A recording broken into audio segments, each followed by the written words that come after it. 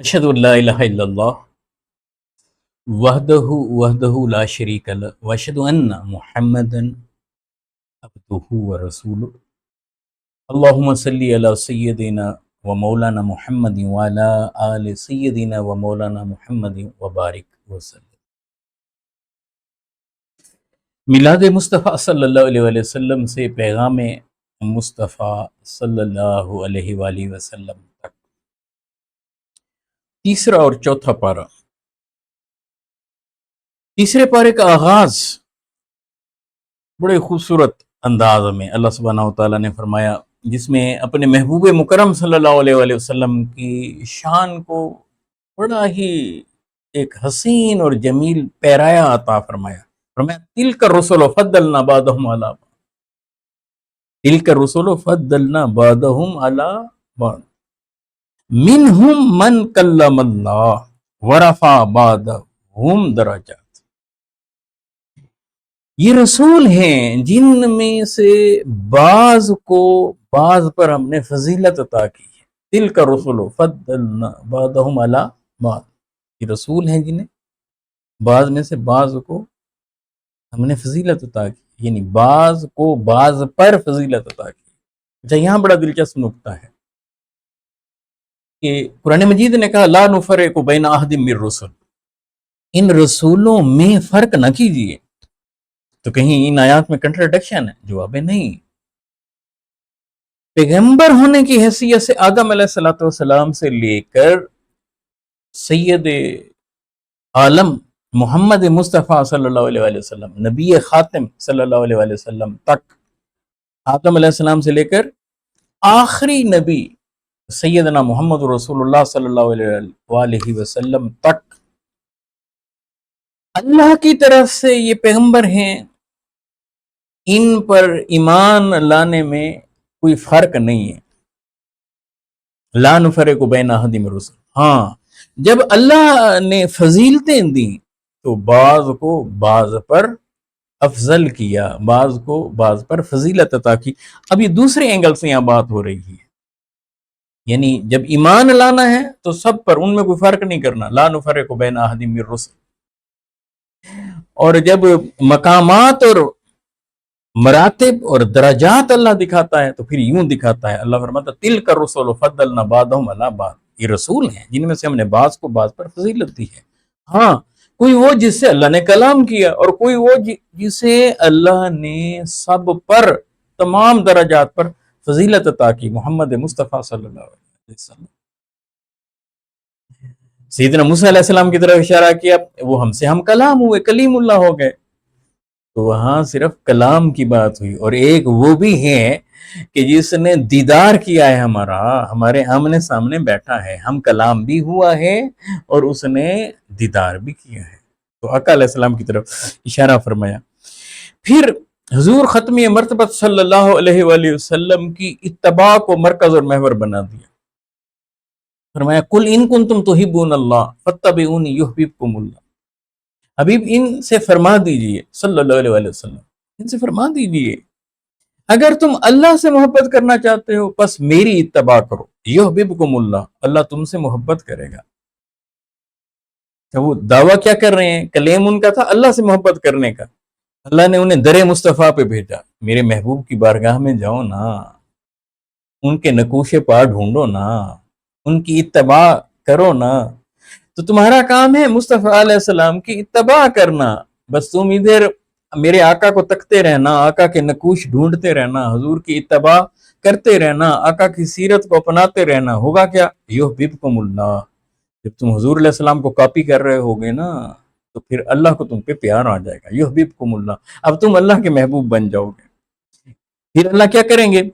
وَيَغْفِرُ لَكُمْ ذُنُوبَكُمْ وَاللَّهُ غَفُورٌ رَحِيمٌ، پھر اللہ تمہارے سارے گناہ معاف کر دیں گے، اور اللہ تو بڑا ہی معاف فرمانے والا اور رحم فرمانے والا ہے۔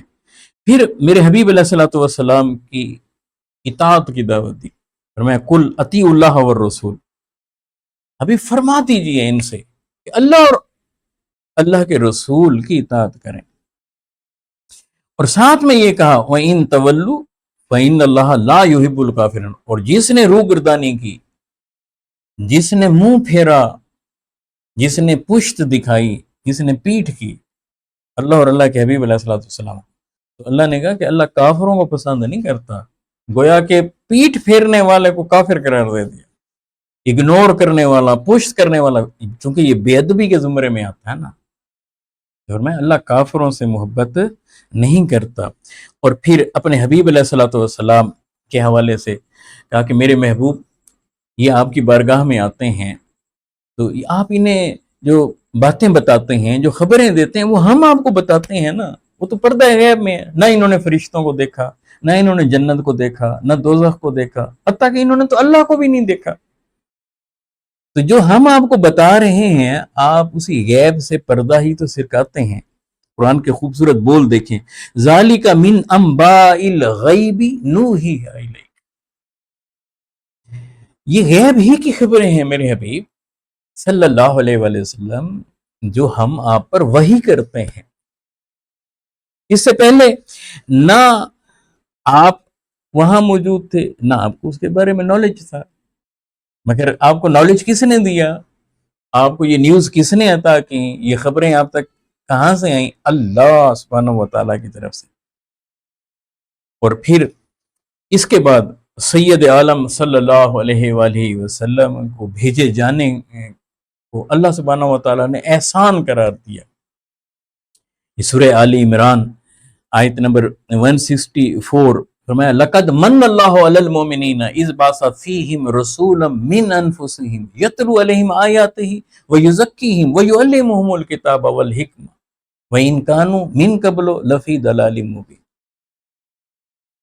لقد من اللہ علی المؤمنین اذ بعث فیہم رسولا، یہ اللہ کا اہل ایمان پر بہت بڑا احسان ہے، اللہ کا مومنوں پر بہت بڑا احسان ہے، اللہ کا ماننے والوں پر بہت بڑا احسان ہے کہ ان میں سے ایک رسول کو مبعوث فرمایا۔ کیا کرتے ہیں؟ تو نبی مکرم صلی اللہ علیہ وآلہ وسلم کی 4 جہاد کی طرف توجہ دلوائی انسانیت کی۔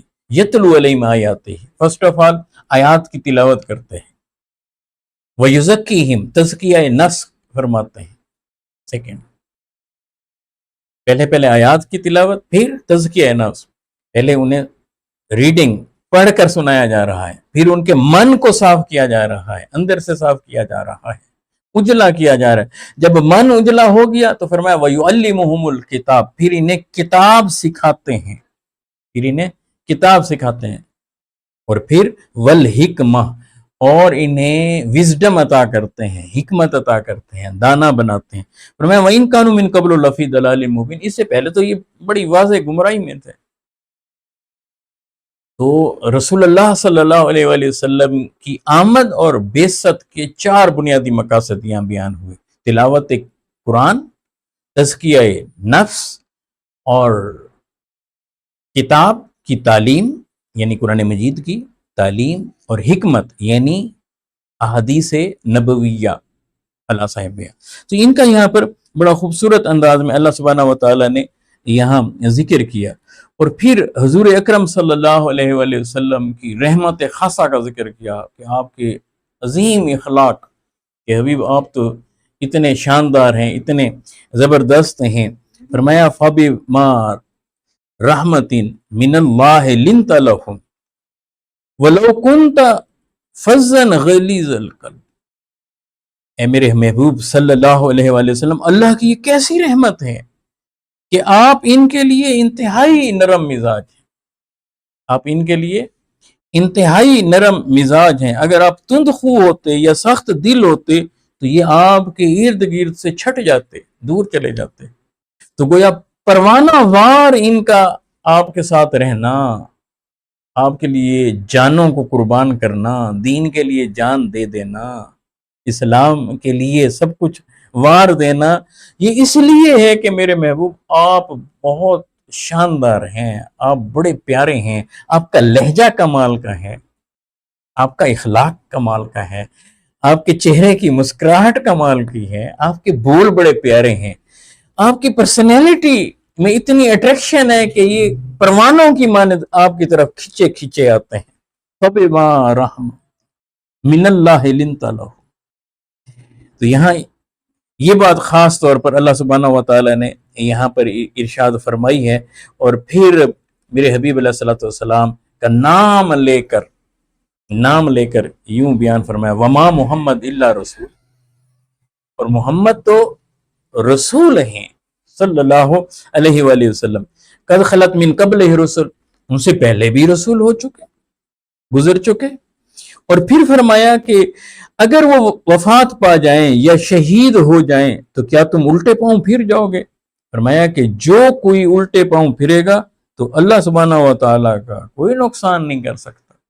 اس کا مطلب کیا ہوا کہ آقا کے قدموں میں پڑے رہو، آقا کی رسالت پر ایمان لاؤ، آقا کی ختم نبوت کو تسلیم کرو، آقا کے مکھڑے کو تکتے رہو اور آقا کی سیرت پر عمل کرتے رہو۔ اللہ سبحانہ و تعالی ہمیں سیرت مصطفیٰ صلی اللہ علیہ وسلم پر عمل پیرا ہونے کی توفیق عطا فرمائے۔ السلام علیکم ورحمۃ اللہ وبرکاتہ۔